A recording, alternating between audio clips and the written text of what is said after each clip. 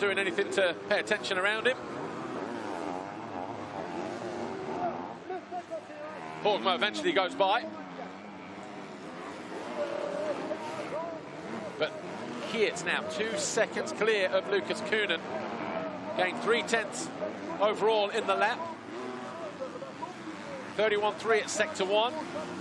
Gained half a second, 35.8 compared to 35.7. So that gap still hovering around about 2.1 seconds.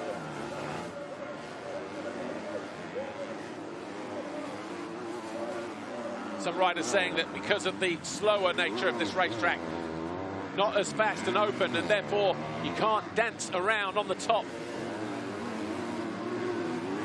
Therefore makes it a lot slower, a lot heavier. All of a sudden, Everts down the inside of Elzinga. Not able to find a way through. These two fighting over 8th place. Everts coming out of nowhere then. Bonacorsi just ahead of him. And Liam Everts, be brave to try to go through there. Getting squeezed to the inside. He thinks outside of the box, changes tack. Goes the long way round just to maintain some kind of rhythm. It may just work for him as well. And Everts does get the better of Elzinga and moves into 8th place.